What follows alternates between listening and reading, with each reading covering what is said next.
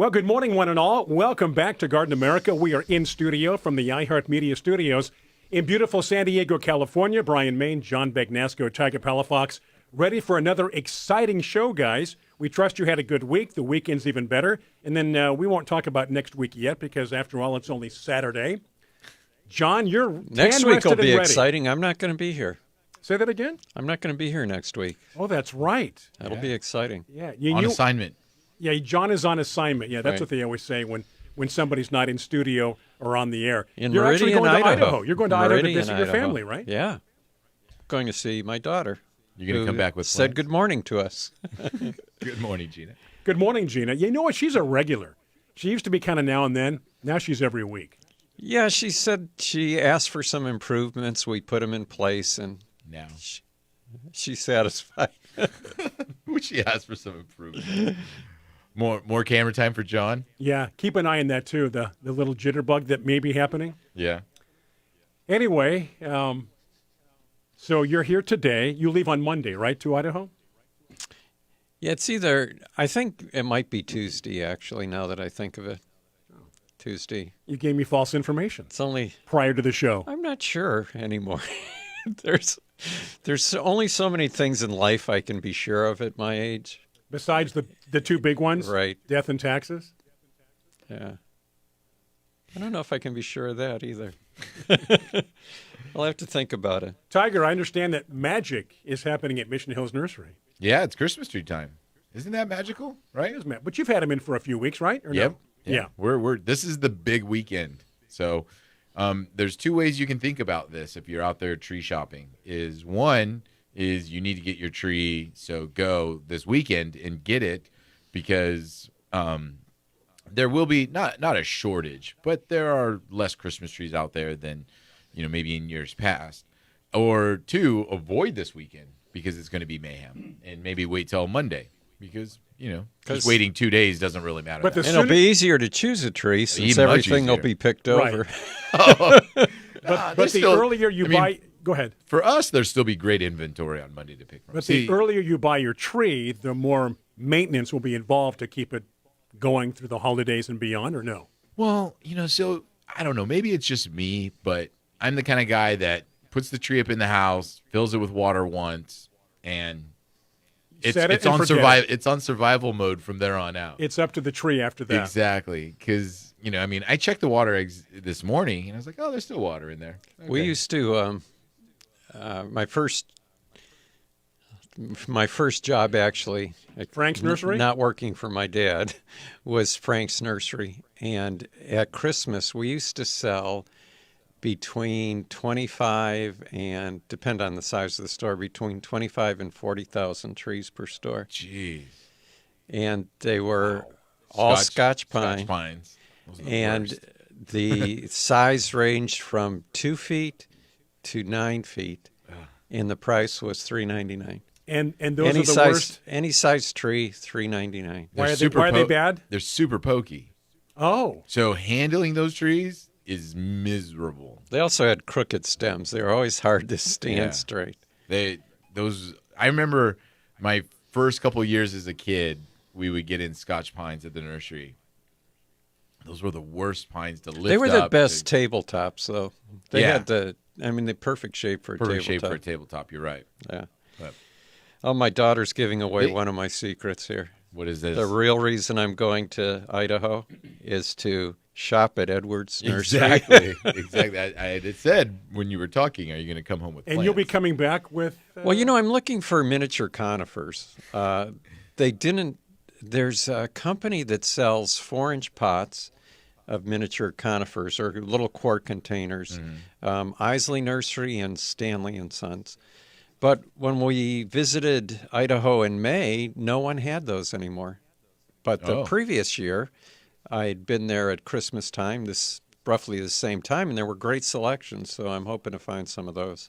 Exciting. They have a lot of dwarf cedars, Cedrus atlanticas, different varieties of those. Brian, when some people go to visit during the holidays, they bring that extra suitcase because they anticipate bringing home gifts or doing Souvenirs. some shopping, things like that. John is bringing an extra suitcase to bring home his plants. No, I just carry them. Carry on case.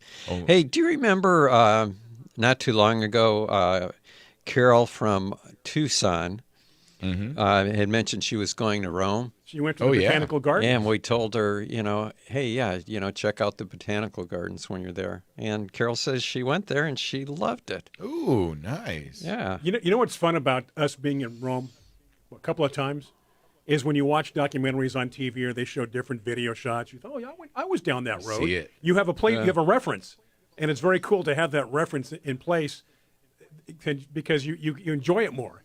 It's just like, and this is kind of a negative, when we stayed in that hotel in Nice, right across from the Mediterranean, there was that road right in front of the hotel, and then several years ago there was a terrorist Oh yeah, there was like a shooting on that road. shooting. It was right there where we stayed. Yeah, but it was right after we left. Yes. It was. Yes. It wasn't several years you're right. later. You're right. It was like a month or 2 months later. You're right. It was a guy driving a truck or something Yep. into a crowd. So you watch these videos and you can put yourself back in that place and time. Yeah. Say, wow, I was there. Remember It's we were there? Very surreal, right? Very surreal. Same thing when we talk about Rome, the Colosseum, because I got up the next day when we arrived in Daniel. The Colosseum is still there. And the stadium in San Diego is no longer. It's a new one, which goes to show they used to build things that lasted. But I got up that morning just to kind of, do some exploring, and I found the Colosseum. It's hard to miss. Yeah, I was going to say, you Big found old- it, huh? Big old building. Yeah. But just looking at the ruins and then, later on watching them on TV or watching documentaries, and you've been there. This goes for anybody who's been anywhere, basically.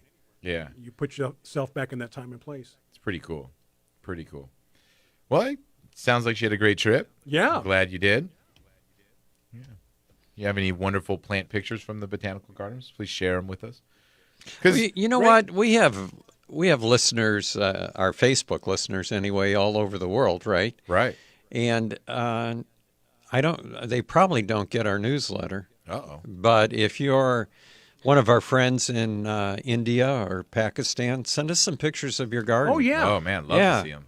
Just I mentioned to send somebody. it to John at gardenamerica.com. I mentioned to somebody last week about the various viewers and listeners around the world that we have, and they said, well, that must be interesting to know where they're from to see how they have to grow their plants. Yeah. Based upon longitude, latitude, climate, so on and so forth. Yeah. We have our friends in Pakistan who tune in every week, usually. Yeah. England. India. Yeah. We're big in Sri Lanka, too, from what I understand. From what you understand? You get the memo? So anyway, welcome to the show. Welcome to the weekend. Our guest today, Tiger, let's talk about that briefly. We've got John's quote of the week and lots happening. Yeah, we're going to have Daniel Kump from Davey Tree Company joining us, and we're going to be talking about winter tree care this morning, just because it is that time of year that you got to start considering storms coming across, a little bit of severe weather. So you might want to have your trees inspected to make sure that they don't cause damage through the winter. Prepare now, right? Exactly. Prepare now or pay later. And I would imagine in some cases that might mean reinforcing a tree that's a little wobbly. Oh, maybe. Yeah, we'll have to talk find to out. Daniel, see about what he thinks about staking some trees. Staking trees. Reinforcing? You're going to build a wall around it? You're going to put a foundation footing in there? No, you put those ropes or those wires all the way around it, right on each side. That's what John used to do. John used. Well, you need 3. 3 of them, right? 3 stakes, right. But let's do a really bad segue here and go to the quote of the week. All right. From tree staking to John's quote of the week. Used to be, Tiger, the quote of the day. Yeah. This is from one of your favorite singers, Bing Crosby. Bing. Der Bing. Yeah. Tiger has no idea why you said that. Yeah, no. He said, unless we make Christmas an occasion to share our blessings, all the snow in Alaska won't make it white. Bing Crosby was your generation's Mariah Carey, right? Wasn't he the big Christmas singer? Yeah, but he was before. Yeah, but my actually one generation before us, right? Okay. Yeah, One generation before you. Yeah, our parents. Your parents' generation, Right. Mariah Carey. So you know the song White Christmas. Yeah. That's Bing. You wouldn't know him He has by, a lot of Christmas songs, doesn't he? Yeah, I guess a few. That's what he's known for, Yeah. right? Yeah. Tiger, your mother says that it's a nice chilly morning for Christmas. Nice. Good. It is. It's nice. It's in San Diego, we don't get that every year where when you go Christmas tree shopping, it's actually cool. Cool, right? A little Not 85. little cloudy, little cool. So it's always take advantage of it when you can. And the best thing for trees is to have nice, cool weather. Yes, right? keeps them Because you fresh. get hot, dry winds. When we received our trees, it was a Santa Ana. Yeah. It's just it's hard. It's hard to get in the Christmas spirit. Okay, it is break time. Time for our first break, which is always exciting. We hope you will enjoy this upcoming break. Those on Biz Talk Radio, thank you for tuning in. This break is going to be a bit longer for you because you get to listen to our great sponsors, those who support Garden America. Facebook Live, you can watch us get a hold of our guest, Daniel. We're going to be talking trees this morning, getting ready for fall, winter, yes, indeed. So stay with us. Brian Main, John Begnesco, Tiger Palafox here on Garden America.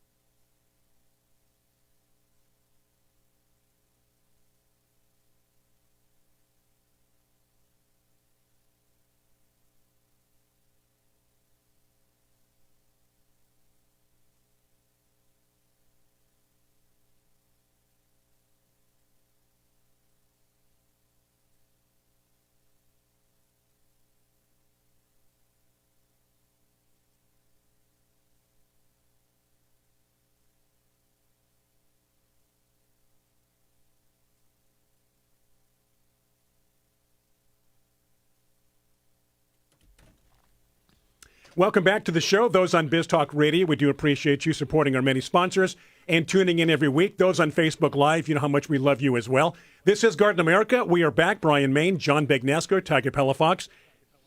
Daniel is ready to go. Tiger, let's talk about trees, and let's feed some more knowledge to our listeners and viewers. All right. So this morning we have Daniel Kump joining us from the Davey Tree company. He's a certified arborist from 2008 and beyond, and is the district manager for Davey Trees here in San Diego. He graduated from Purdue in 2005 with a degree in forestry. So, without saying much more, we can trust that Daniel is going to give us some information that he knows what he's talking about, right? Daniel, good morning. Thanks for joining us. Hey, good morning. All right. Hey, so Daniel, Davey Tree Company is a nationwide tree company. Is that correct? That's right. We're coast to coast and in Canada as well. Oh, wow. So, you guys share your expertise across the country, very involved with urban forestry and other forestry in our country. So, when we have tree problems here in Southern California, you guys have a wide variety of people that you can reach out to and see what's going on. And it might be affecting other places across the country as well. So, when it comes to tree care, Davies are kind of the experts, right? Absolutely. They're really trusted, been around since 1880, if you can believe that or not. And we've been providing solutions throughout history and helping trees grow healthy and preserving trees and all the things you can imagine about caring for trees the proper way. And you're here in San Diego, which kind of more probably deals with Southern California, but you went to college in Purdue, it says? That's correct, yes. He's a Boilermaker. Is that right. the Purdue mascot there? Yeah? It's from Boilermaker to tree trimmer. Yeah. That's right. Yep. That's where I first learned how to climb trees, and I just never stopped. Yeah, I was going to ask. So, I'm sure that's very different over there, the trees that they have versus here in Southern California. But when it comes to tree care, especially in the winter, there's probably some things that across the board go for everything, right? Oh, yeah. I mean, there's definitely some overlap with certain species, but Southern California, you can grow just about anything. We're so fortunate to have perfect climate virtually. As long as you can get the watering correct, you can grow just about anything without having to worry about frost in most locations. Yeah, yeah. So, let's get right into, the tree care that we got to think about when the winter is approaching. And let's start off with maybe some storm preparedness, some severe weather. I mean, in the winter, depending on where you're at, you're going to have wind, you're going to have rain. Some people have snow, some people have ice. What are some things that people need to kind of think about as we're heading into this time of year for their trees around their own property? Well, I think they just all need to self-check. Have you had a certified arborist out on your property within the last year or two? If you have not, find one. Davey Tree is great. We're all over the country. If you go to our website, you can find an arborist that can come out. Just want to make sure they're certified. Want to make sure they're knowledgeable. But get your trees inspected. That's just the first no-brainer, very, very little effort input you got to do. Just set something up. Get an expert out there. Get eyes on your trees. And, it's good to get a couple opinions as well. But the biggest thing, just get your trees checked.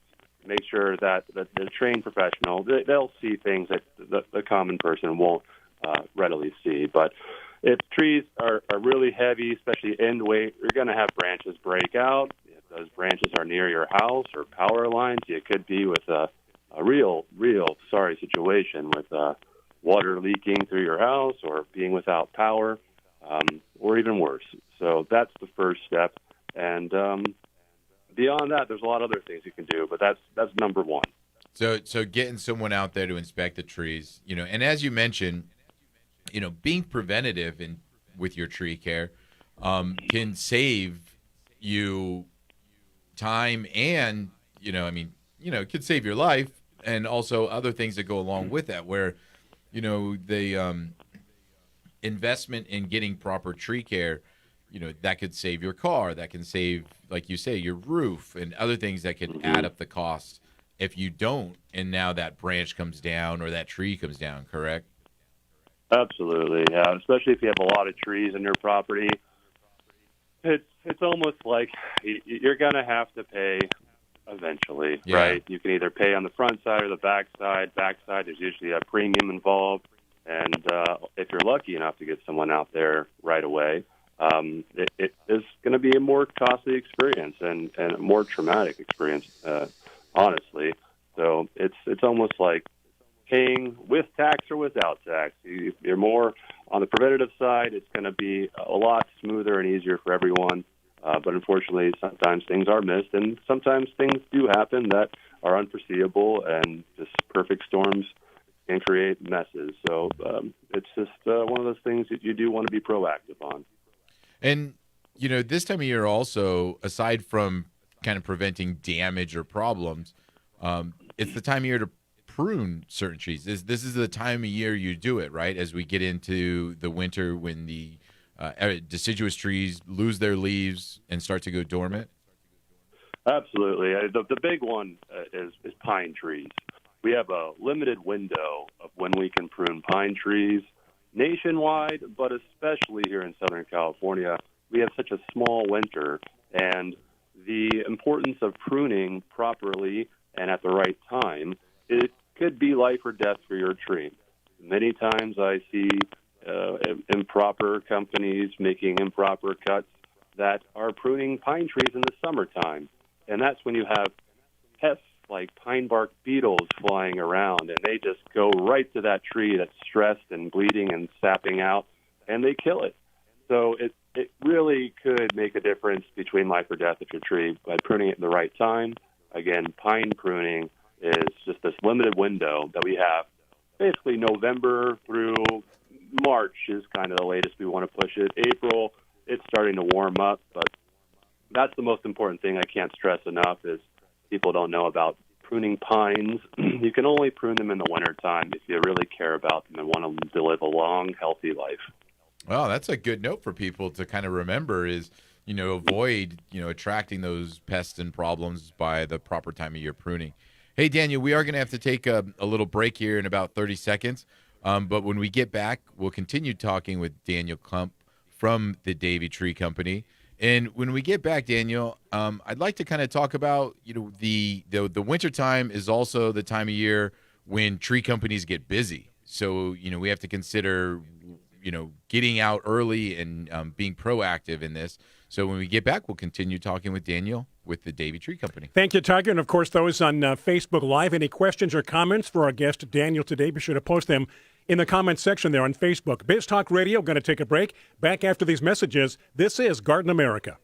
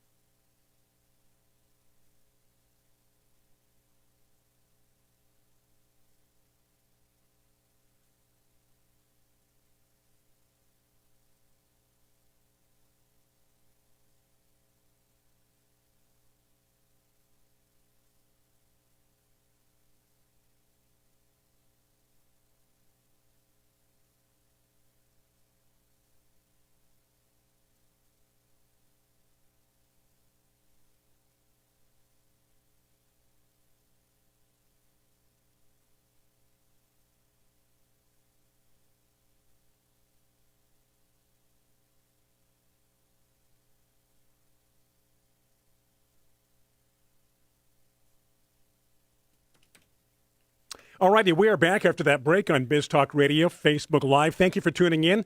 Again, we are talking trees this morning, and Tiger, going to toss back to you, continue our conversation. Reminder for those on Facebook Live, questions, comments, feel free.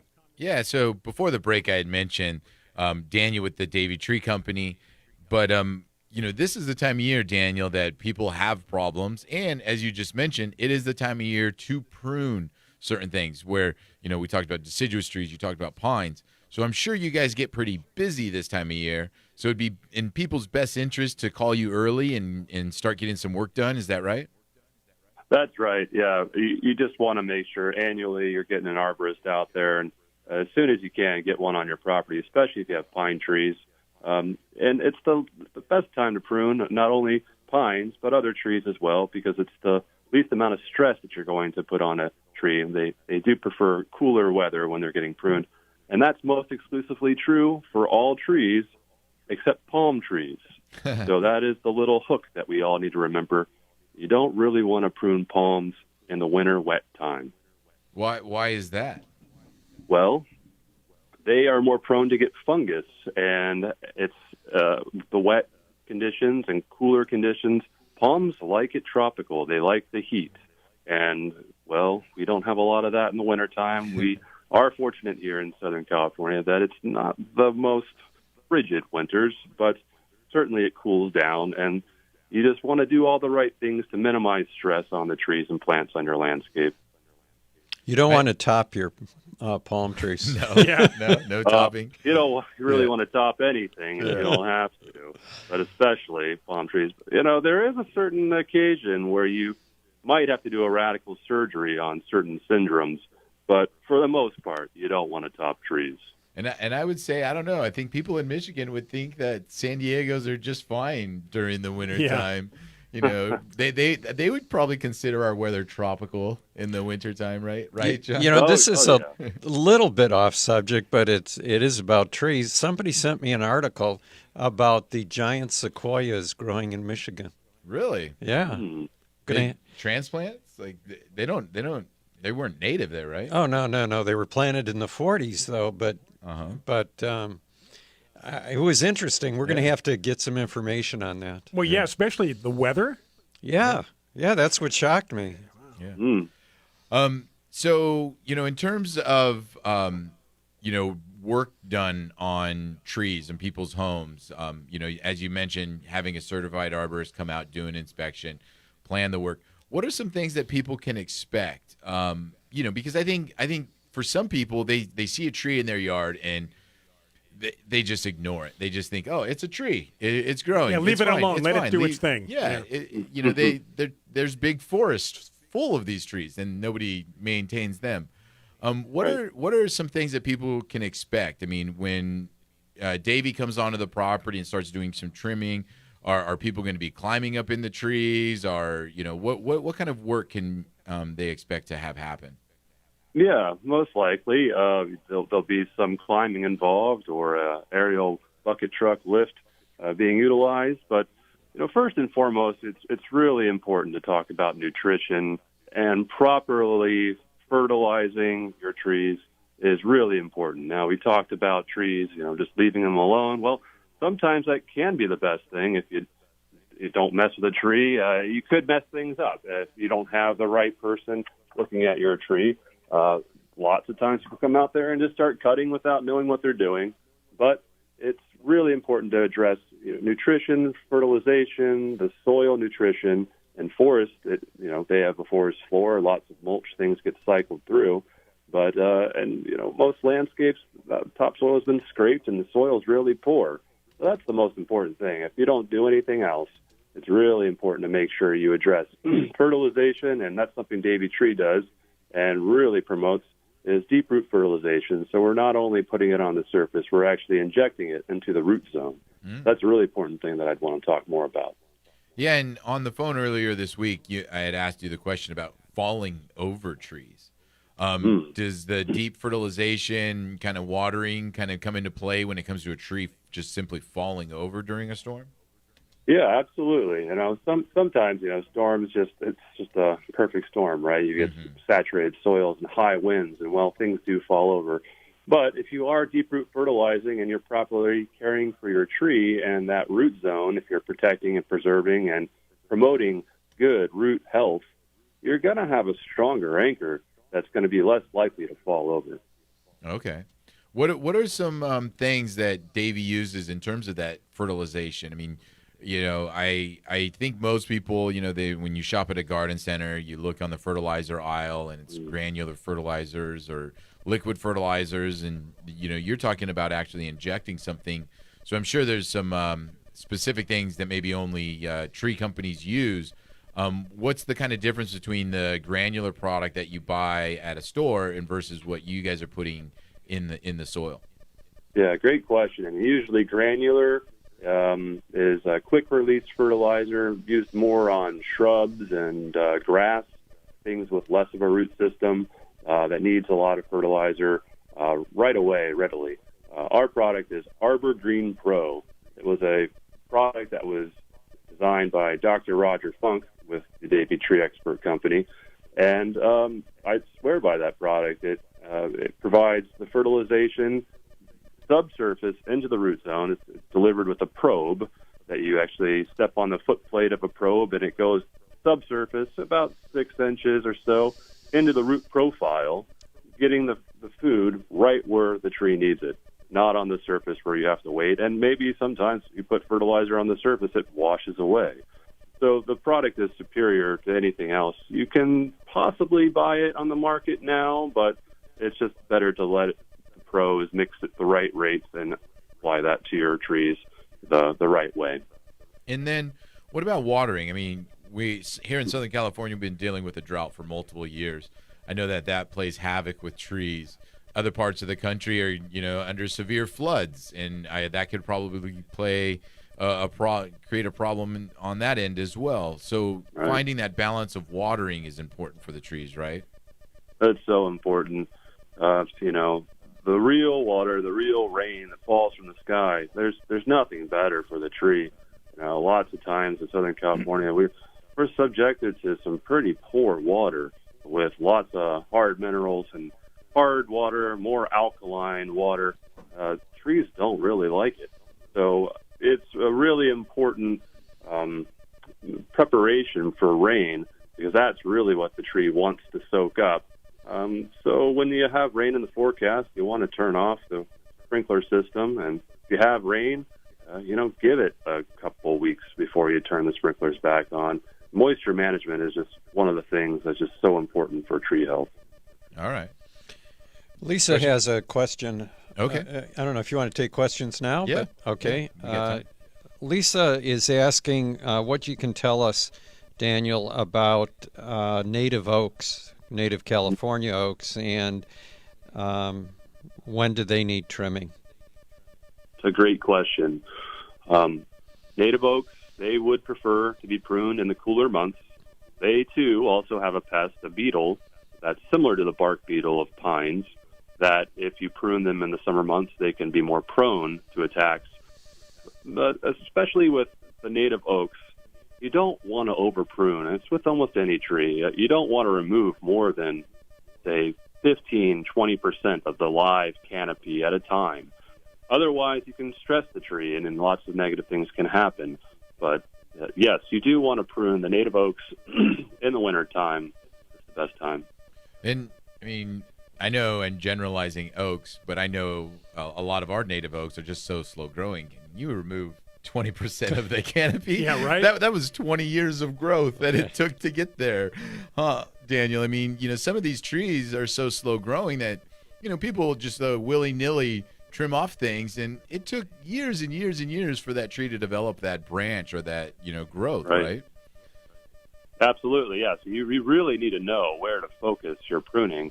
Now, not all trees need that amount. That's just the max, do not exceed. I see terrible cuts and outfits that just hack trees, and they take out 50% because they just don't know what they're doing, and they want to say, hey, look what I did. Yeah. Well, great. Yeah, you did just ruin the tree, and it's going to take many years to recover, if it recovers. But especially with oaks, you want to focus on dead wood, just the dead branches that you see on interior or areas of the sometimes low limbs. You want to make sure that they're not touching the ground. You've got adequate clearance, so trucks aren't going to hit the limbs that are going over the roads, things like that. But really, usually less is more. You want to thin the areas that need to be lightened up, but you don't want to overdo it. Absolutely. Hey, Daniel, we're going to have to take another break right now. When we get back, we'll finish chatting with Daniel with the Davey Tree Company. Yeah, do stay with us. And again, thank you for your questions, your comments on Facebook Live. Keep them coming as we talk about trees this morning with Daniel. Welcome to the show. This is Garden America. I'm Brian Main, John Begnesker, Tiger Palafox, and those on Biz Talk Radio. Back after these messages. Do stay with us.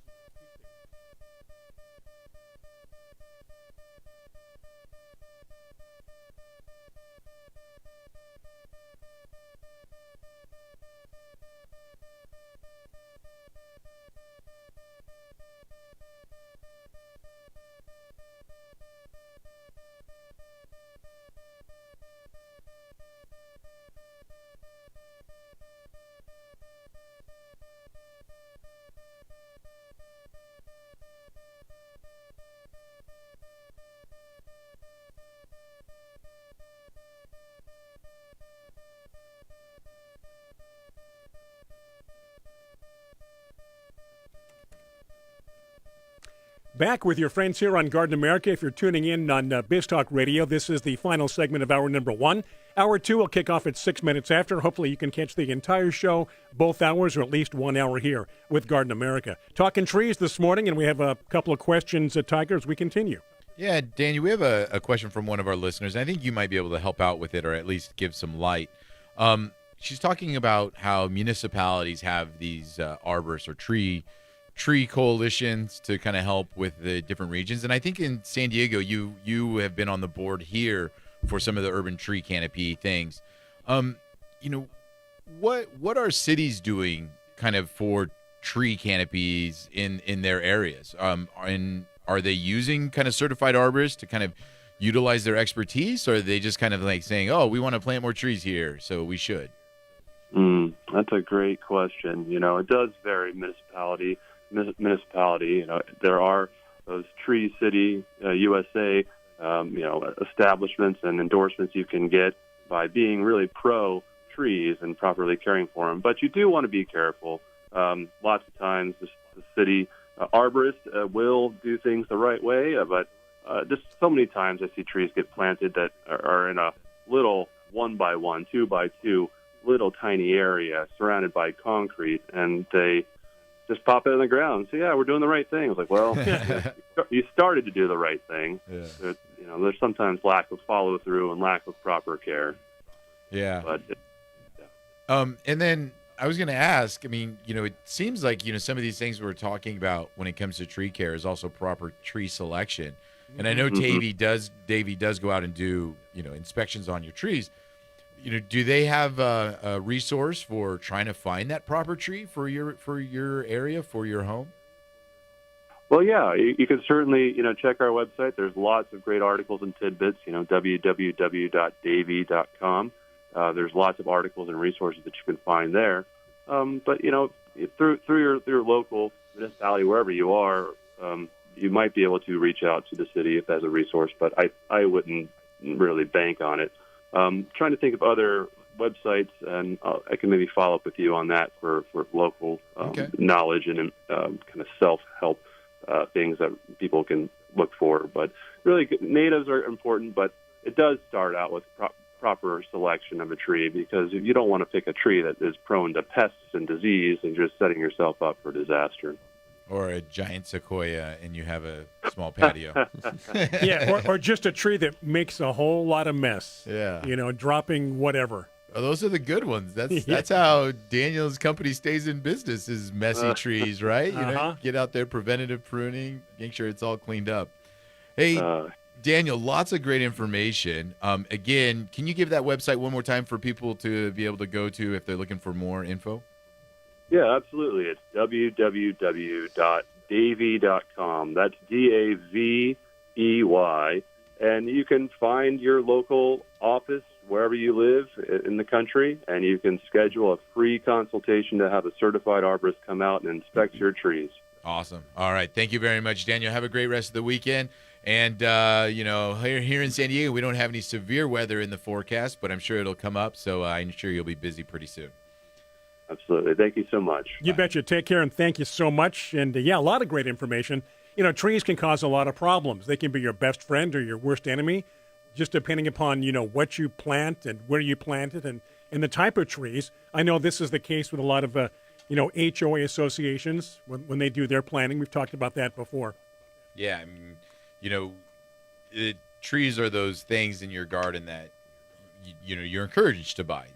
There's energy companies out there saying, plant trees, decrease the energy usage in your home, all of this, all of that. Keep shade, things cool, lots of shade. Keep things cool, all those things. But it's the proper tree, like Daniel's mentioning, because at the same time, if that branch is, hanging over your home or hanging over your car or, and it falls off, that can create more damage. I think a lot of people will contact an arborist after the fact. Yes. They've had trees, now they have a problem. If you're considering planting trees, you would contact the arborist beforehand. Here's what I'd like to do, or what do you suggest for this area so that you don't have those problems, down the road 5, 6, 7 years. I would just call Mission Hills Nursery if it was me. and just have Tiger come out and consult for you? Yeah. Exactly. You must see a lot of problems. Yeah. You must see sidewalks coming up. Oh, yeah, definitely. I mean, as Daniel mentioned, there's always something somebody's trying to do, and it is usually with good intentions, right, but kind of the wrong. Yeah, sometimes they just don't know any better, right? Yeah. And they're if you're working for a city, you might just go with the lowest bid. And the lowest bid's going to be the one who comes through and tops all the trees, right? Yep, easiest way to trim it. Yeah. And I mean, then there's the time of learning. Just like us as people, we're always learning. One of the, I think, biggest. I don't know. Maybe I'm not saying this right. The biggest mistake, but the eucalyptus trees here in Southern California and San Diego specifically. I mean, that was all with great intentions and good, thought, but come to find out, not the great tree for what they'd planned to use it for, and not great trees to have in our region overall. So you probably didn't see it because they took it out, I want to say 3-4 years ago. We have several around the property. We had a huge eucalyptus tree probably within 5 feet of the building. Yeah. And they finally took it down. Yeah. And wow. But besides, now there's less mess. But what about those root systems? Well, and those branches. I mean, eucalyptus. Actually, I don't see eucalyptus fall over too much, as we mentioned talking with Daniel. But those branches, oh man, it seems like anytime that tree shudders a little Yes. bit, it loses a branch. Yeah. And when you're talking a large eucalyptus, You don't want to be underneath that, do you? those branches could be the size of a small tree. Sure. I had the problem with at my old house with a cowrie tree because cowrie trees are self-pruning. They just drop a branch as they grow, Just, and you I know, mean, whatever. it can be a branch that's maybe 8 inches in diameter, It's just like, and it's gotta like go. 10 feet long, and just drops it. Same reason you don't want to be sitting under a coconut tree. Did that happen seasonally or just randomly? No, it was seasonally. It was. So Yeah. you knew, like, Yeah. this time of year, I Right. better watch out. There Right. could be just branches being Now- shed. I know Daniel's no longer obviously on the phone. Yeah, we have some questions, We don't we? do have some tree questions Okay. that I'm pretty sure we can answer. All right. One is from our good friend Tony in Westport, Connecticut. All right. And she wants to know if she can grow a pinyon pine in Connecticut Ooh. if she puts it in a pot and protects it. And we have about 30 seconds until the break. Well, actually, pinyon pines are hardy from zones 4 up. And so I think it would be fine. They're the ones that produce the edible pine nuts. Right. So right. that's what she's looking for. So, yeah, go for it, Tony. Okay, so those on Biz Talk Radio, we've got news coming up top of the hour. We come back at 6 minutes after. Those of you on Facebook, more questions, more comments. We do have some more tree questions we'll get to. So the Facebook Live break will be much faster. Those on Biz Talk Radio, stay with us if possible. We're back at 6 minutes after on Garden America.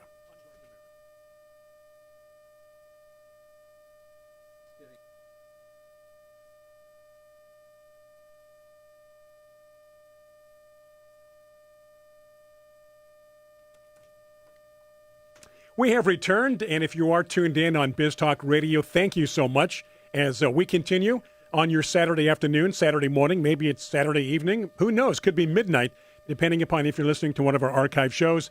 Speaking of that, please go to our website, gardenamerica.com. Check in as much as you can. It does help us, and you'll see new and different things all the time. And while you're there, subscribe to the newsletter. John puts a lot of work into the newsletter, articles, pictures, and a lot of great information. Lots of great information. Lots of good information. That old Garden America newsletter.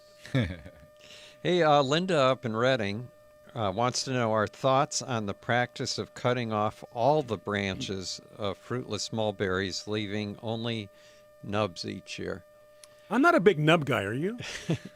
Well, actually, what Linda's describing Right. is a method of pruning. Yeah. And it's called pollarding. And Pretty severe. yeah, we saw a lot of this in Europe. Do you Yes. remember that? Yes. And it used to be really popular here with fruitless mulberries. You don't see it so much anymore.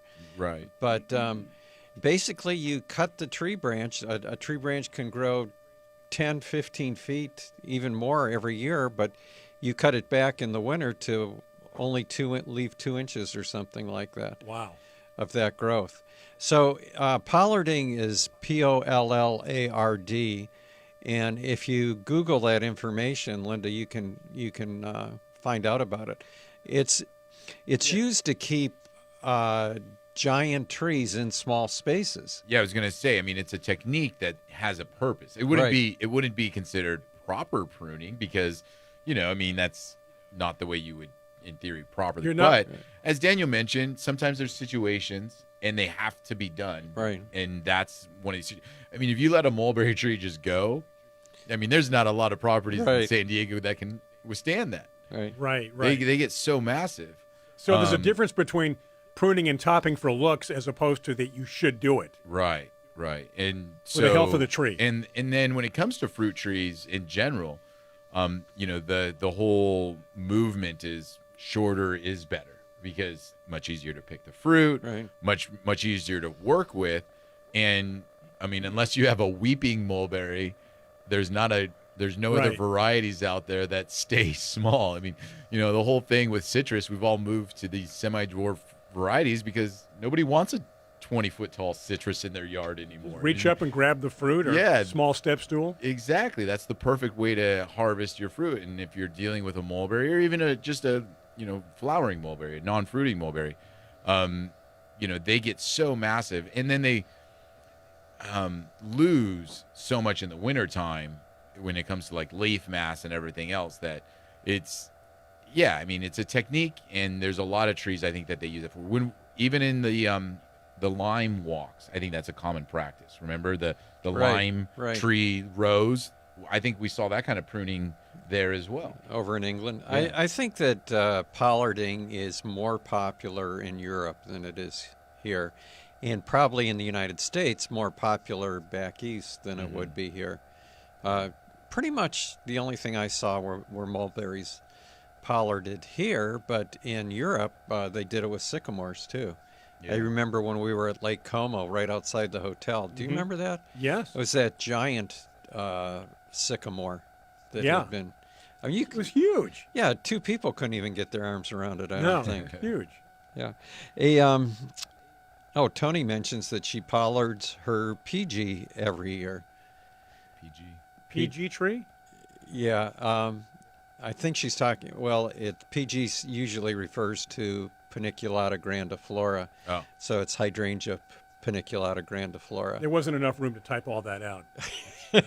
Or pomegranate. Or she figured we knew what she was talking Right, about, right. and that's it. But yeah, hydrangeas aren't going to be that big to begin with. But yeah, that's a perfect way to pollard hydrangea. Jose says that the Italian stone pines grow here, and he uses those for pine nuts. Oh, really? Yeah, I thought Pinus edulis is the one that I have at my house that I planted for pine nuts. And I think it took 20 years at my old house to cone. And the year that it started to set You cones, moved. I moved. You moved. Pinus edulis.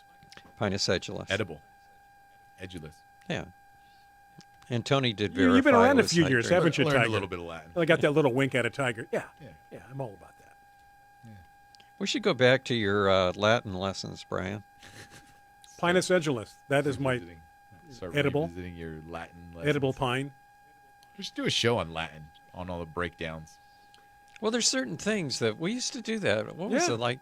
We just did it not that long ago, like what, 20 years ago, 25 years Not ago? that long Not ago. that long ago. Yeah, it 4 was generations more than a ago. decade or so. We've had 3 different studios here in this building. Really? We have the old Remember sports that one studio over there? and then the other one, which was the sports studio when they Uh-huh. changed over, and now this one. We've I been remember around, the Tiger, old building. and the old building as well. Yeah. Let's see. I was going to go back. Lenore had a question when we were talking about the dwarf conifers that I wanted to find. She wanted to know the ultimate height of those. Ooh. Well, one that I have is Horseman's Cedrus atlantica One that you want or you have? that I have. Okay. And the ultimate height on that one is 8 to 10 feet when they're full grown. Yeah. So the dwarf conifers I'm looking for are probably going to be 8 to 10 would be maximum, but a lot of 3 to 4 foot ones And would be ultimate height. now I know one thing with some of the dwarf, is it dwarf in the shape and form of the growth, or is it really slow growing? Both. Yeah. Both. that's Well, the- you know, that's- you've seen some of the Cedrus atlanticas, right? Yeah. There's a lot of varieties of that. Right. And one that people really like, and it's probably really one of the most expensive conifers, is Glauca pendula. Yeah. It puts out those lateral branches, and they kind of droop down. Yep. In that blue color's Yeah. fantastic. And I think there's a one that also has the name serpensis in it, because it's not just like it kind of, even the trunk grows kind of crookedly, if I remember correctly. I'm not familiar with that, but Yeah. could be. Yeah. Crooked So- trunk in Latin. Elegant snake. I know there's a See? sequoia Good. sempervirens prostrata. Ooh. That'd be neat. Yeah, Horizontally growing sequoia. just gets to be 2 feet tall, but 100 feet long. would- right into your neighbor's window. yeah. Just sideways growth.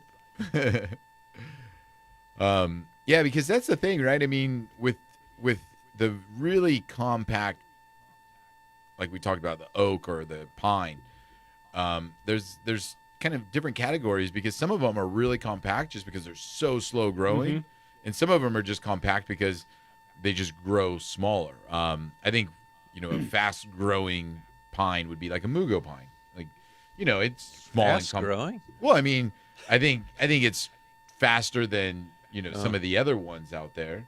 But And there are. it's not fast by any Right. means. But I think Well, it's a small pine. it's a small pine. So And there's even dwarf forms of mugos. oh my goodness, I know. How do you get? That's like taking. Do you remember back in the day you had a Hot Wheel, and they're like, oh, that's not small enough.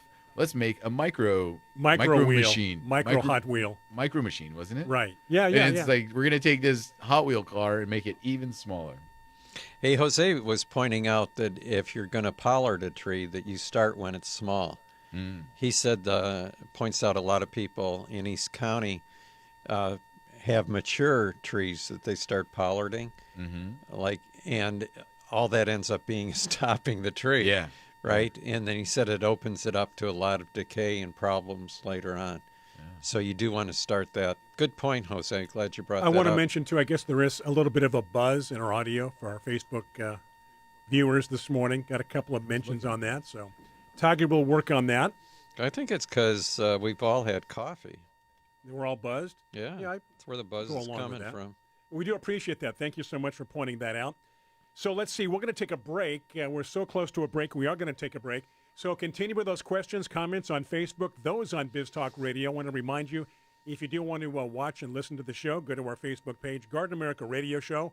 Be sure to visit our website, gardenamerica.com. We'll take a break. Back after these messages.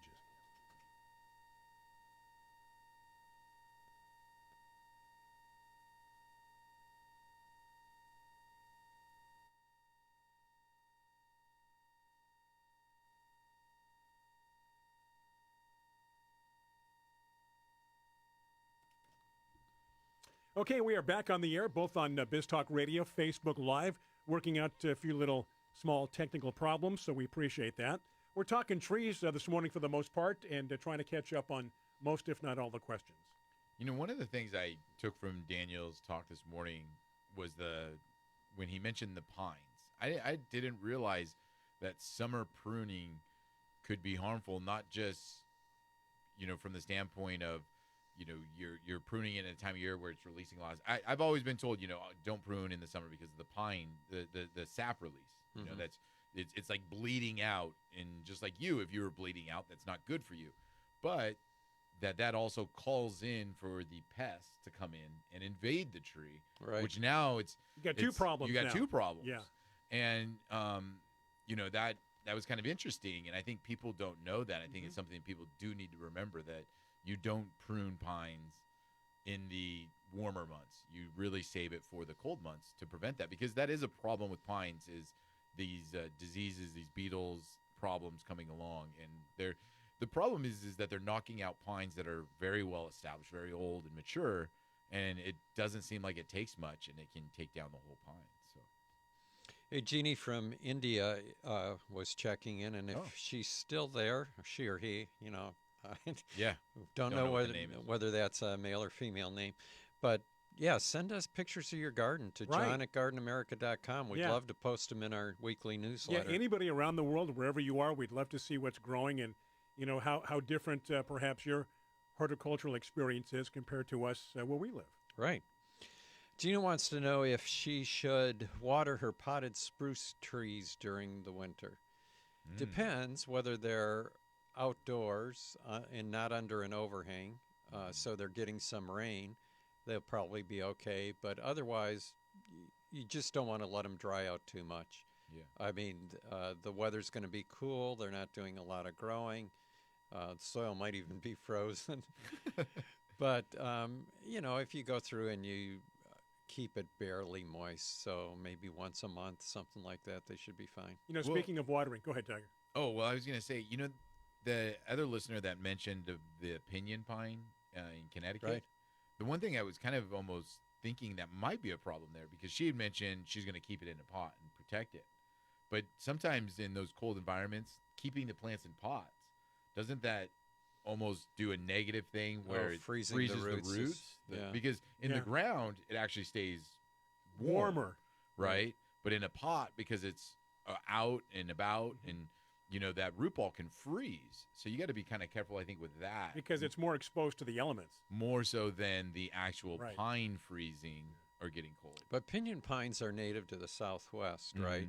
And I'm wondering about drainage. Oh. I don't. So you think her native soil might stay too wet? Well, I don't know. If you have a clay area, then a pot would probably be better. But Zone 4 is pretty cold. Yeah.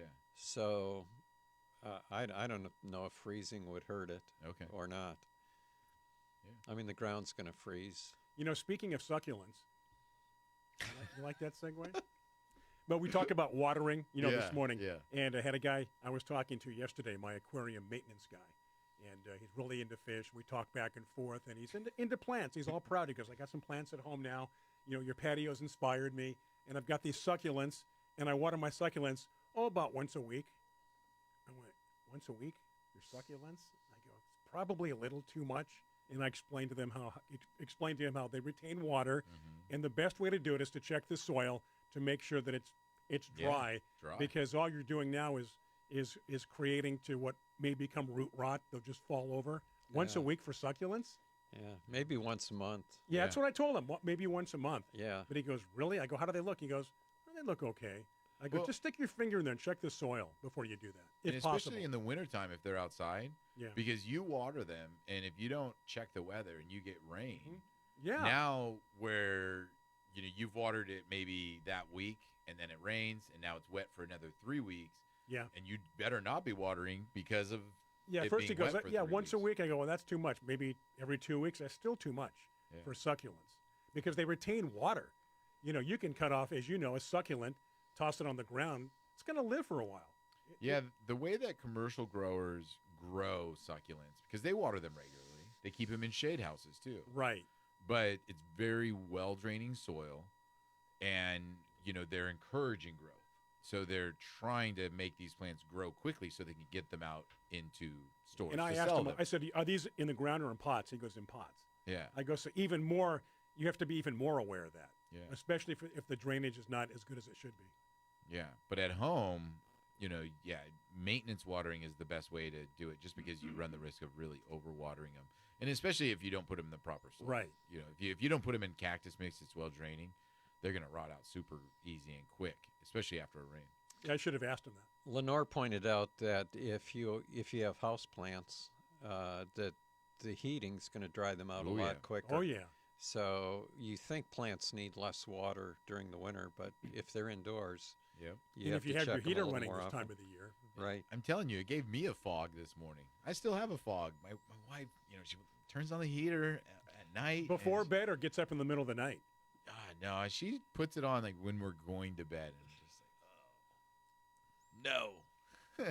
You need a little device on your phone. Yeah, and just turn it off. And Turn right it now, off. check on it and turn it off. Yeah. If she's home right now with the heat on. Yeah.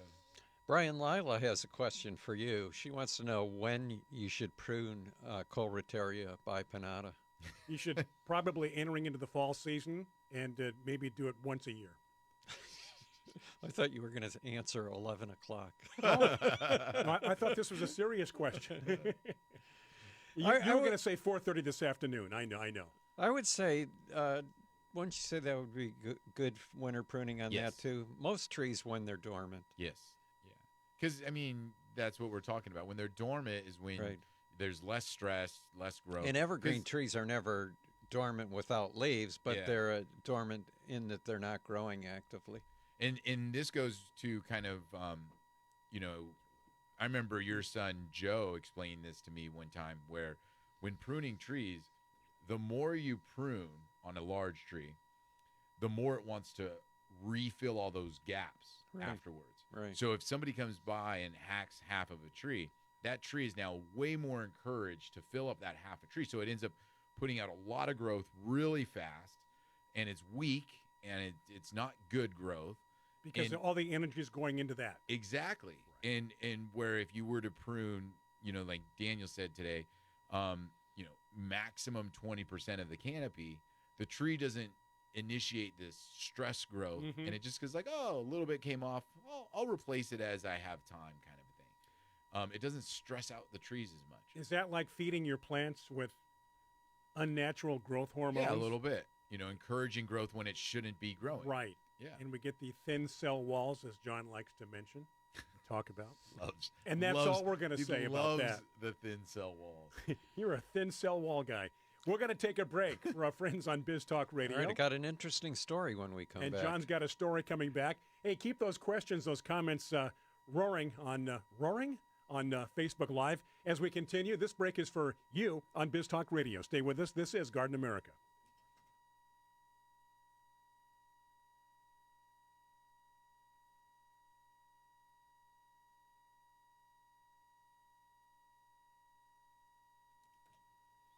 Okay, we have returned from the break. Those on Biz Talk Radio, thank you for supporting our show and supporting our sponsors who make all this possible. Brian Main, John Bagnesco, Tiger Palafox. Your questions, your comments on Facebook, we do appreciate that. And just prior to the break, John mentioned that he has a story to share with us. Well, actually, the story came from one of our listeners, Jose. And he said that, did you know this, Brian, that Cuyamaca College grew about 50 pollarded trees years ago? And 6 of those trees eventually were bought by Tom Brady. Oh. Really? Yeah, for his English-style house here in California. Interesting. Yeah, because he is from Stanford, Northern California area. He went to school, San Mateo, I think, I think is so. I where think Tom San Brady Mateo, is from. Yeah. So that's just one of his homes. Yeah, obviously. and Jose says if you Google his home, you can see those trees. How about that, huh? Yeah. He said they're some of the best structured pollarded trees that you could find in Did Jose grow California. them? Did Jose go to Cuyamaca and he grew them? I don't know. But he said if you want to check it out, check with Tiger's dad. He'll tell you. Yeah. Yeah, right? Exactly. Oh, that's cool. So we got a Tom Brady reference in this morning. Yeah. Nicely done. Sad about USA Soccer. 2-0, that's it. I don't know. I don't know if that's the end of the game or not. But 2-0 in soccer is like trying to come back from a, Like 12-0 in 4 hockey or touchdowns. something, or 4 touchdowns. Yeah, Yeah. exactly. I'm not 3 to into 1. soccer. 3-1 Yep. over. Yep. Yeah, World Cup, my interest That's a peaked a little bit. slugfest, 3-1 in soccer. That's a lot of scoring, isn't it? 3-1. Yeah. So there's your World Cup soccer update That's a large. on Garden America. Are we caught wondering up, John? I'm wondering how they repair that grass so quickly to try to get it back onto gardening. Right? Because, that's a lot of playing on grass. Don't they just cut chunks out in squares or whatever and stick it back in? You can't, like because- replacing a divot. You can't, because then it'll just come right up. No, So- after the fact. Right, no, but they got a game the next day. There's no time for it to grow back in. Maybe they use kikuyu grass. Kikuyu like grass. they do at the Wild Animal you can Park just watch it grow. for the animals. Why can't you just stake it in there? Pound a couple of nails in there. I'm sure that'll feel great if that guy falls on that nail. I was wondering, see, I'm not here next week, but you guys could do it if you want. You know why you're But- not here next week? Because you're a real gone guy.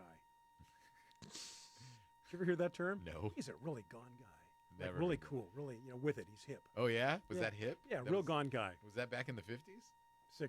Wasn't there a movie called Gone Girl? Yeah. Yes. What's Was his she a name? Who cool just girl? remarried Jennifer Lopez. What is this? Ben Affleck? Ben Affleck. Yeah, exactly. Does that mean cool girl? Or is it No, just she more was actually guys? gone. Like gone. Well, that would be kind of fun to look up some of the terms from the 70s. Man, you're so That- gone. You know the term boss, right? That's really boss. Yeah. Okay. There was the TV show, Who's the Boss? Different boss, but Again- okay. Again, he was a boss.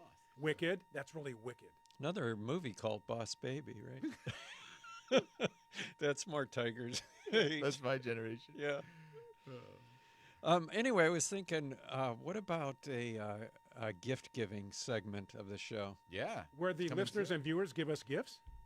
Yeah, we tell them what we want, want. and they send them to we us. post we post the links where they can buy them. No, I was thinking of coming up with some garden gift ideas. Well, somebody wrote, was it on this chat about your hori knife? The Shovel? Kanaho. Kanaho? Yeah. What is it? Better known as the hori knife? No, a hori knife is different. Different, yeah. Right. I did get one of those for Yeah, Christmas. I remember. Yeah. Nice. You know what I would like? I'm just in general, nice pruning shears. Is there anything better than a good pair of pruning shears? No. Seriously. No. Making those. The only first few thing cuts. better than a good pair of pruning shears would be a neighbor who would sharpen them and keep them clean for you. Very good. Yeah. I have the best pair that I've ever What's had. the brand? I don't know because it's from Japan and I can't read it. But I need to find out because Tiger knows I don't take care of pruning shears. Yeah. And these have lasted forever and stayed really sharp. But I can see that in another year or so I might need a new pair. It has a name on it though. Might. It's probably all rusted over though and dirty. You can't read it. No. It's not rusted. Are they shiny? Still shiny? Parts of them. Because I bought a pair about a year ago. They weren't very expensive. I thought I'm going to save some money. Bad idea. Yeah. You know Spend what? the money to get a good pair of pruning shears. Probably the best all round for a reasonable price are the what's the name? Corona. No. Best all around reasonable price. Yeah, a little step up from Corona. Not Felco. Yeah, Felco. Oh, Felco.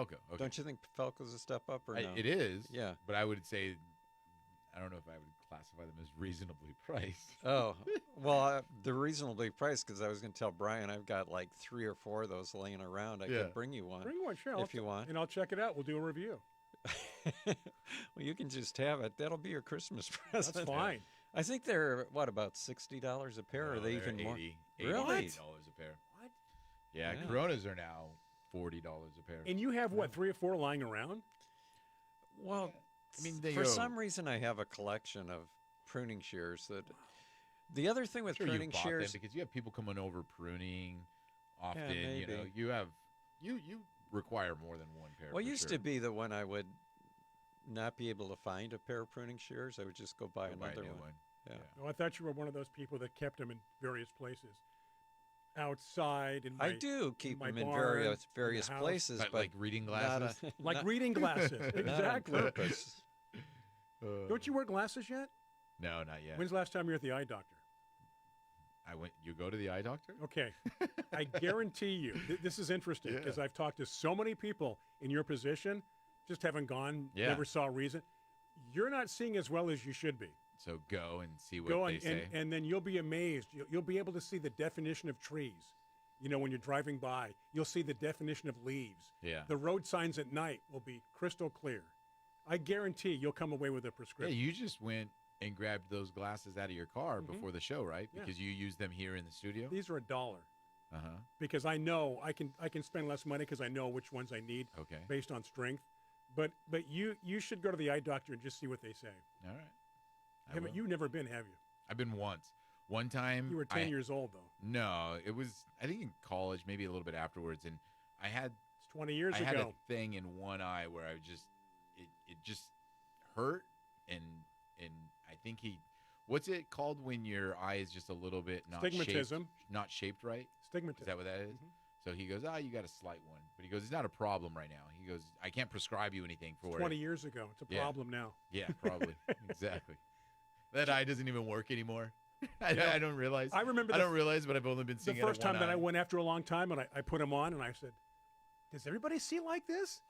Really? I mean, is this some new thing? No, he goes, that you should see that way. Yeah. That's the way your eyes are supposed to operate. Carla's optometrist husband agrees with you, Brian. Well, thank you very much. There you go. Because you know what? It's such a slow process. Yeah. You get And you used compensate. to and you compensate and you compensate. start to get used to seeing things and you just think that's the way it is. Yeah. And then this whole new world opens up. And you assume, I mean, that's the thing when they talk about reading signs. Like, you might not be able to read it's a stop sign, but you just know it's a stop sign. Yeah, So you and- don't even, you look past the fact that you couldn't read it. And you just think, well, that's just the way it looks. Yeah. You don't consider it, you can't see it. It's a clean crystal world out there, Tiger. Join us. All right. Hey, Brian, Kevin says that, talking about good tools, he says he still has his metal trowel that he made in Metal Shop. Yeah, because I think we were in Metal Shop together. Really? And Do you still have yours? that, Kevin. He still has his, uses it all the time. I didn't What make one. happens when you make something well? Oh, what did you What make? did I make in Metal Shop? There were guys out there let's making. not go there. Well, Let's there not were go guys there. out there making dune buggies, and those guys that were really like took them the whole semester. I have to remember. I don't know. You made a Wait a minute. an ashtray. You know what? a- He's a right. picture We- frame. We did make trowels. I think it Oh. was like a basic thing. You know, when you first join the class. Yeah. Okay, well, you're all going to make a trowel. Right. And after that, here's some, opportunities to build dune buggies or whatever. But yeah, the trowel. I have no idea where my trowel is. You know another tool that I didn't get from your sons, but I got the information. Pruning saw. They like one called Silky, Silky, and they are really good pruning saws for when you're pruning, branches, not something. When you're pruning something bigger than your pruners can cut, Right. it's a nice pruning saw. But you have to be very careful with it because it's very sharp and it stays very sharp. Now So- that's the manufacturer. Silky, Silky. Silky. Otherwise, you'll prune yourself. They are very sharp. On that note, we're going to take a break. This is our final segment coming up. One more segment. That's how quickly this show has flown by. We love your questions, your comments on Facebook Live. Keep them coming. Thank you for tuning in. This is Garden America. We're going to take a break for our friends on Biz Talk Radio.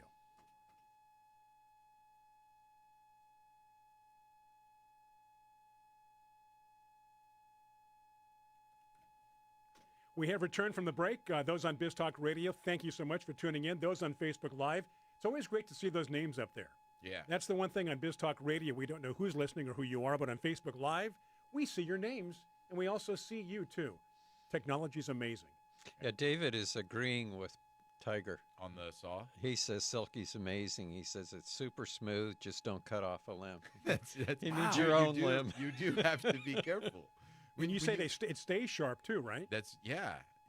And so, when you're out there pruning, when you're dealing with any branch maybe the size of your pinky, that's an easy pruner Right. cut, kind A of branch the size of your pinky. Yeah. Okay. But if you're dealing with something a little bit bigger than that or the size of your thumb, that's a difficult pruner cut. And so you need something else. And sometimes people will buy those long-handled pruners to kind of Right. be able to cut those. But if you have a pruning saw, it also makes that easy as well. And so, and those pruning saws, you can saw large branches off as well. But it's nice. It's a good tool to have in your arsenal. You got a good pair of pruners, a good saw, a good trowel, a good shovel. And a kneeling bench. We have these. Okay, so you remember digging bars? Obviously, Right. Southern California thing, digging bar whenever you're planting. Well, they've modified that and they created this digging bar that's a shovel, a small shovel spade at the end of it, but it still has that heavy bar and you can pry with it. 'Cause we've all snapped our shovels trying to, Oh, yeah. Right. dig something out. All right. So I'll have to post a link to this blue, large pry bar, digging bar shovel that we use in our landscape trees. They're very heavy. They're not going to be easy to use for people. But if you do a lot of digging and prying out, it's a great tool to have as well. Carla's reminding me of something that I forgot because I'm not quite sure what she's talking about. Your Prevagen? She's saying, I haven't taken Prevagen for a long time. He I keeps think I forgetting. need to get back on it. She says, speaking of gifts, she hopes that I'm able to take the gift that she gave me at the rose auction to share on my upcoming visit. Oh. Yeah, I was going to ask you about that, too. That would be a very nice thing to do. Yeah, but I'm not sure what she's talking about. She did give me 2 snow cone roses, Uh-huh. so I'm wondering if She wants one of you to- those was supposed to be for Gina, which I would be happy to bring up. Yeah. Let's see how quickly she responds. Well, I'm just not sure if that's it. I'm not sure that Gina wanted one. She probably does because Gina has a white garden. Yeah. So, yeah, I'd be happy to bring that up to Gina, but we'll have to see. Or Gina's going to be here in March. Might let Gina Take it. Yeah, She pick it driving? up in March because, no, she's not driving, but I'm thinking that I'm wondering how the rose is going to do up there in December. True. The temperature's in the 20s all week that we're up there. The Really? 20s. Yeah. 20. Any snow or just cold? Just cold. Just cold, yeah. Yeah. Just cold and cold and cold. That's better, though, without the snow. When Yeah, it's cold. Gina says, sounds like the ones for me. Yes, please. Gina's like, bring it. I don't know what now. she said, but I heard my name and I heard possible bringing it up. Yes, they're mine. Yeah. Bring them up. Yeah. You know, Rick says that he bets that everyone's cut their finger pretty good at one time or Oh, yeah. another Oh, yeah. using pruning shears. And the reason I think that's funny Is that what that's from? My thumb has Yeah. got a Band-Aid on it from doing that. I have a piece of like cartilage stuck in my finger from a pruning shear cut, and I can pop it. It makes a noise when I. You know, I knew a buddy of mine growing up with, and when he was a kid, he shot himself with a BB gun in his thumb, Oh, and they never took it out, and you could hold it up to the light, and you could see You the could see the BB. BB. Yeah, it's still Yeah. in there. Yeah. Years ago. Well, why Okay, would luckily they not they didn't take use it out? lead. Something about ligaments or something. They said you're better off just leaving it in there right now. Maybe he had it removed later on, or maybe he just was stubborn. Back in the day when they made them out of lead. Yeah, back in the day when you didn't go to the doctor or the hospital, Mercury lead BB gun. poisoning. Okay, so Kevin says he wants to see us do a show on. He means Ostromerias, right? Not Astromerias. Yeah. Astromerias. Ostromerias and camellias sometime. All right. Well, we're coming up into that season after the holidays, right? Yep. Into camellia season. I kind of like Astromerias better. There's a website that trying to think of it. I think they're up in Washington or Oregon, and they've got the best selection of Alstroemeria that I've ever seen. That's I a mean, group that's exploded, huh? Dozens And of varieties, yeah. Yeah. The hard ones to find, though, are the ones for cutting, as to use as cut flowers, because it seems like all the big box stores want the little dwarf ones. Yeah. Because those will bloom in a pot and they look fine, but they're not good for cutting. So I'll have to think of. Kind of like the whole carnation thing that, after years and years and years. Where did they go? We just lost Right. the Brian's long, still looking I for still those want carnations. carnations. Yeah. In Austromerias, that's the same thing that's happening is everybody wanted these little plants that would bloom in a pot, and that's wonderful. But in reality, that you take it home and it's great in your landscape, but you can't bring those ones inside because they got these little 3-inch stems on them that, the Austromerias that I remember had long stems. You remember, and they tell you to pull them out, not prune them off. You know who told me that first was Pat Welch. Yeah. And yeah, after they're done blooming, just pull that whole stem right up. Yeah. The name of the nursery is Edelweiss Perennials, or I think I remember you mentioned Edelweiss that before. Perennials. Yeah, we mentioned that. Edelweiss. Yeah. It's a song. Is it? Sounds like a. I think it was done in Sound of Music. Edel is German for noble, and Weiss or Weiss is white. So noble white. Noble White. Yeah, the noble I white. think, you know flower. what? Wait a second, I think John. that also- Oh, no. She sang something else. Who? That sounds like a Sound of Music song. I'm thinking of our good friend who came with us on the trip to Italy. Julie Newmar. Oh, No, Julie Newmart didn't come with she us. didn't come with us on the trip to Italy, but Kathy. I sat next to her on a bus trip to Wasco. Anyway, hey, you know what? We've got to go. All right. That's how quickly this show and this segment is gone. Well, you'll be gone. Good, safe travels Yeah. to you, John. Good luck, John. And, Well, you're thinking about Kathy singing Ave Maria. Ave Maria, yeah. Yeah. You're right. Anyway, Tiger, I'll see you next week. I'll see you next week. And there'll be an empty chair. Thank you for those tuning in on Facebook Live. We do appreciate you. Those on Biz Talk Radio. Have a great rest of your weekend, a great week coming up. And Tiger and myself will see you next week, Saturday morning, right here on Garden America. Take care.